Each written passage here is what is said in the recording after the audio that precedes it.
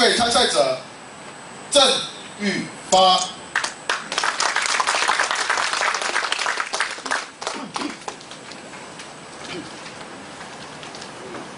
梦想可以成真，梦想可以成真。郑玉发。大家下午好。好。每一个人背后都有一个故事。曾经有一个人问我：“你的梦想是什么？”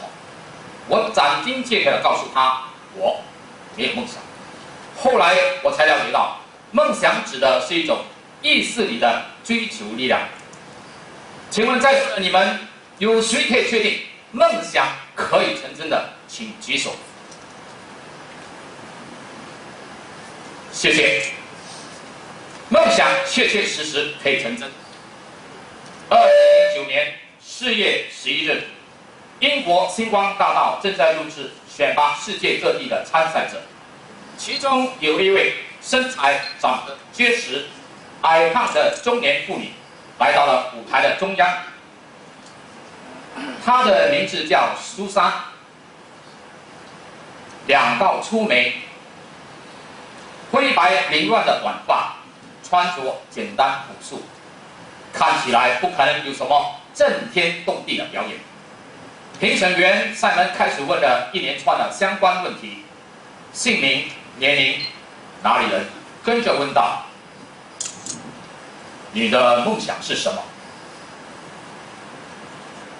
我梦想成为职业歌手。台下的观众突然一阵的喧哗和骚动，两位评选员却在窃窃私语而不屑一顾。那么，为什么到现在你还没有成为职业歌手？因为我一直没有机会。如果有机会，一定要改变。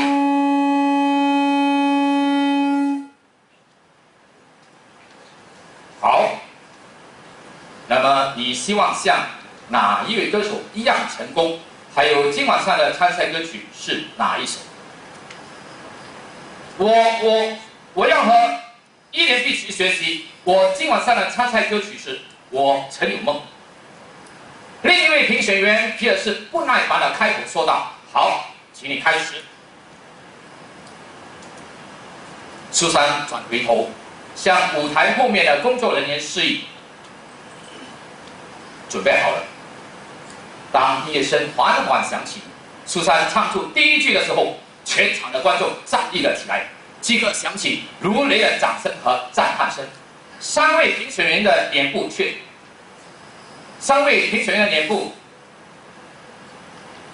震撼和惊喜。从此，苏珊成为家喻户晓和锋芒毕露的歌手，不仅风靡了英国、美国，甚至世界各地都大受欢迎。小时候，苏珊梦想成为歌手，但是她有学习语言的障碍，但是她都不畏惧的一一的克服，守得云开见月明，终于实现了圆了她的歌唱梦想。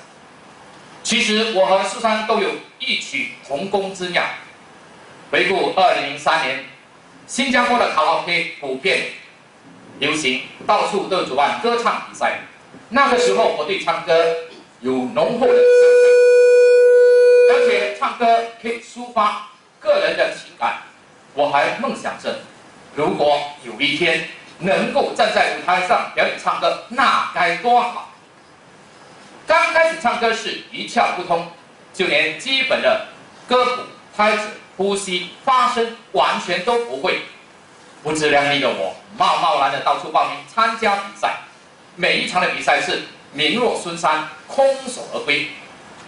后来有一位歌唱老师告诉我，唱歌讲究的是方法和技巧，最重要是要从基本的基础训练起。我跟随了这位老师半年后，逐渐懂得了歌唱的基本理论和概念。同时在这一刻，我依然不停地到处报名参加比赛。之后，我认真的规划，为了实现和达到梦想的目标，我做了以下的调整。第一，自信，我告诉我自己，永不言败，成功自然到来。第二，信心，不断的充实和磨练自己。感谢曾经讥笑和讽刺过我的人，我要把不可能三个字变成我能行。第三，永不退缩，虽然每一场的比赛是屡败屡战，我依然的不放弃，坚持到底。从2003到2006这段期间，前后，我总共参加了56场歌唱比赛，从新秀半公开一直到公开组。后半期的比赛是越挫越勇，因为我努力的付出，认真做好和完成每一步的规划，水到渠成。终于，我夺得了无数次的冠军。到了2007年，有一位歌唱指导老师邀请我加入他的歌唱表演组。千里马终遇伯乐，那是我梦寐以求了，终于实现了。我可以站在舞台上表演唱歌的梦想。我们曾多次参与慈善的义演和筹款活动的表演演唱。除了以卡拉 OK 的形式演唱外，我们曾经和新加坡的华乐团在大会堂同台演出。最让我难忘的一场舞台演出是在滨海湾艺术中心和新加坡的交响乐团77位成员同台演出。那是在2007年7月7号晚上7点35分，在交响乐的伴奏下，我们在舞台上载歌载舞。梦想要不断和不停的去实践，只要你勇往直前，并且付出行动，努力竭尽所能，我有把握了，在这里绝对很肯定的告诉大家，梦想可以成真。